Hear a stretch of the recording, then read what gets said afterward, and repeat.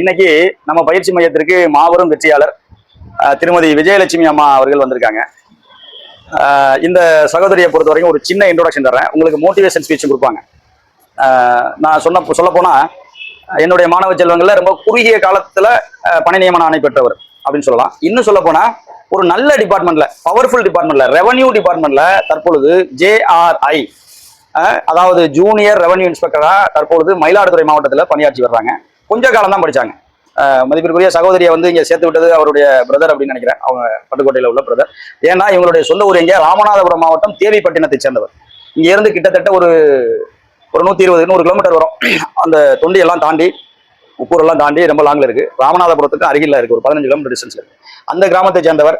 அவருடைய அண்ணன் வந்து நம்ம பயிற்சி மையத்தில் சேர்த்து விட்டு கரெக்டா சொன்னது என்னவோ அதை கரெக்டா படிச்சாங்க. இன்னைக்கு வந்து ஒரு இளநிலை வருவாய் ஆய்வாளராக இருக்காங்க. நாளை முதுநிலை வருவாய் ஆய்வாளர், அப்புறம் துணை வட்டாட்சியர், துணை ஆட்சியர், மாவட்ட வருவாய் அலுவலர் என்ற வகையில அடுத்தடுத்து ப்ரொமோஷன் போய் அவங்களுடைய அரசு பணி சிறக்கும்னு நம்புறேன். நம்ம பயிற்சி மையத்தின் சார்பாக வாழ்த்துக்களை தெரிவிச்சுக்கிறேன். இந்த சூழல்ல மயிலாடுதுறையிலிருந்து நேரம் ஒதுக்கி வந்திருக்காங்க இல்லையா, அது எவ்வளவு பெரிய சந்தோஷமான விஷயம். அவங்க வேலைக்கு போயிட்டாங்க. இனி அவங்கள பத்தி ஒண்ணுமே இல்லை. அவங்கள கடவுள் காப்பாத்துவான். அப்படித்தானே? கடவுள்லாம் யாரு? கவர்மெண்ட் காப்பாத்துவான். வேலைக்கு போயிட்டாங்க இல்லையா. பே கமிஷன் வரப்போகுது.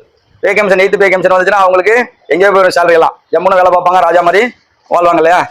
அவங்க வாழ்ந்தா பத்தாது, நீங்களும் அவங்களை போல கஷ்டப்பட்டு இப்ப படிக்கிறீங்களா, அது மாதிரி ஒரு காலகட்டத்தில் படிச்சிருப்பாங்க. அதனால இப்போ என்ன மாதிரி கஷ்டப்பட்டு படித்து கொண்டிருக்கக்கூடிய சகோதர சகோதரிகளுக்கு என்னால முடிஞ்ச சில ஆலோசனைகளை வழங்குற சார் அப்படின்னு சொல்லிட்டு வந்திருக்காங்க இல்லையா. அது பெரிய நல்ல விஷயம். சரிங்களா? பயிற்சி மையத்தின் சார்பாக சகோதரிக்கு நெஞ்சார்ந்த வாழ்த்துக்களை தெரிவிச்சுக்கிறேன். அதே சமயத்துல உங்களை ஊக்கப்படுத்தும் விதமாக அவங்கள பேருரையாற்றுவதற்கு அன்போடு அழைக்கிறேன். பேசுங்க. அனைவருக்கும் வணக்கம்ப்பா. நான் வந்து இங்க வந்துட்டு 2021ல வந்து நான் இங்க ஜாயின் பண்ணேன். நான் வந்து எந்த ஒரு அகாடமிக்கு நான் போகல. ஏற்கனவே நான் இங்க தான் வந்தேன். ஃபர்ஸ்ட் டெட் எழுதுனா 1 மார்க் போயிடுச்சு. அதோட நான் பிறந்தது இந்த ஊரு, இன்னைக்கு கல்யாணம் பண்ணி கொடுத்தது ராமநாடு தேவிப்பட்டினம். சரி அப்படின்ட்டு இங்க வந்து நான் ரொம்ப சின்ன பையன் தான், 2 வயசு தான் தம்பி படிச்சுட்டு இருந்தான். இருந்தாலும் எங்க வீட்டுல எங்க அண்ணன் சொன்னாங்க, இந்த மாதிரி அகாடமி நடத்திட்டு இருக்காங்க சார், அவங்க கிட்ட நீ வந்து படிச்சா எப்படி இந்த இயர்ல வந்து நீ கம்ப்ளீட் பண்ணி பாஸ் பண்ணி நீ ஜாபுக்கு போயிடலாம் அப்படின்னாங்க. அதே மாதிரியே வந்துட்டு நான் சார் வந்து தெரியாது, ஆனா எங்க அண்ணன் வந்து ஜாயின் பண்ணி விட்டாங்க. வந்ததோடய நான் இங்க வந்துட்டேன். இங்க வந்து ஒரு ஷார்ட் பீரியட் தான் சார் சொல்லும் போல.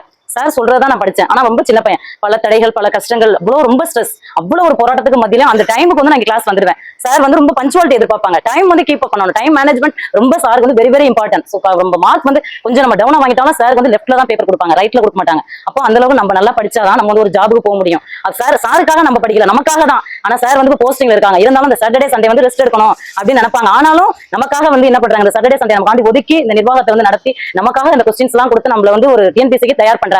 அவங்க சொல்றதை கேளுங்க, அவங்க சொல்ற அந்த கொஸ்டின்ஸ் மட்டுமே படிங்க. நான் அந்த அகாடமில வாங்கி படிச்சேன், இந்த சென்டர்ல நான் வாங்கி படிச்சேன் அப்படின்னு சொல்றது, இந்த கொஸ்டின்ஸ் எல்லாம் ஷேர் பண்றது, இதெல்லாம் வேண்டாம். சார் என்ன சொல்றாங்களோ அதை மட்டும் நீங்க ஃபாலோ பண்ணுங்க. ரெண்டாவது வேற என்ன சொல்றது அப்படின்னா, விமலா மேடமும் ரொம்ப எனக்காண்டி ரொம்ப இது பண்ணாங்க. நான் வந்து ஃபர்ஸ்ட் இன்ஷியல்லே வந்து நான் பாஸ் பண்ணி போயிட்டேன். பாஸ் பண்ணி இப்போ வந்து நான் மயிலாடுதுறை கலெக்டர் ஆஃபீஸ்ல ஒர்க் பண்றேன். இப்போ நான் ஜாயின் பண்ணி 3 இயர்ஸ் கம்ப்ளீட்டட் ஆயிடுச்சு. சார் கிட்ட தான் நான் வந்து படிச்சேன். சார் சொல்றதையே ஃபாலோ பண்ணிக்கங்க.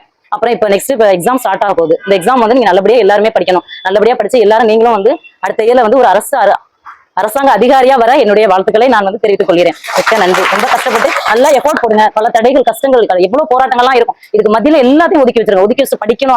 அந்த மைண்ட்ல மட்டும் நீங்க வாங்க. அந்த ஈவெண்ட் நம்ம எந்த இலக்கம் வந்து எதுக்காக நம்ம வந்திருக்கோம், அந்த இலக்கை வந்து அடையணும். நம்ம சாருக்காக நம்ம படிக்கல, நமக்காக தான் நம்ம படிக்கணும். ஆனா அவங்களுக்கு எவ்வளவு பிரச்சனைகள் நம்மள வந்து ஒரு இது கொண்டு வர்றாங்க. இதெல்லாம் வந்து நாங்களாம் ஒரு குரூப் ஸ்டடி போட்டு இங்க படிப்போம். சார் வந்து எங்களுக்கு ஸ்நாக்ஸ் வாங்கி கொடுத்து 6, 7, 8 மணி வரைக்கும் நாங்க படிப்போம். படிக்கச்சு நாங்க வந்து விடுறாங்களா அப்படின்னு சொல்லுவாங்க. சார் யார் அப்படி எந்த நிறுவனத்துல சொல்லியிருக்காங்க, எங்கேயுமே சொன்னது கிடையாது. ஆனா நாங்க வந்து ஒரு 7, 8 பேர் 10 பேர்கிட்ட ஸ்நாக்ஸ் வாங்கி கொடுப்பாங்க, சூப் வாங்கி கொடுப்பாங்க. எல்லாமே நாங்க வந்து சாப்பிட்டுட்டு அதுக்கப்புறம் தான் நாங்க வீட்டுக்கு போய் எங்க பிள்ளைங்களை கூட நாங்க சரியா பார்க்க மாட்டோம். மறுநாள் எங்களுக்கு டெஸ்ட் அனைத்தையும் வந்து நாங்க வந்து அட்டன் பண்ணி ஷார்ட் பீரியட்லேயே வந்து நான் பாஸ் பண்ணி நான் இப்போ வந்து நான் மயிலாடுதுறை இருக்கேன். இந்த இடத்துல வந்து இன்னைக்கு பேச வாய்ப்பளிச்சு நம்ம சாருக்கு வந்து நான் மிக்க ஒரு நன்றியை தெரிவிச்சுக்கிறேன். Thank you sir.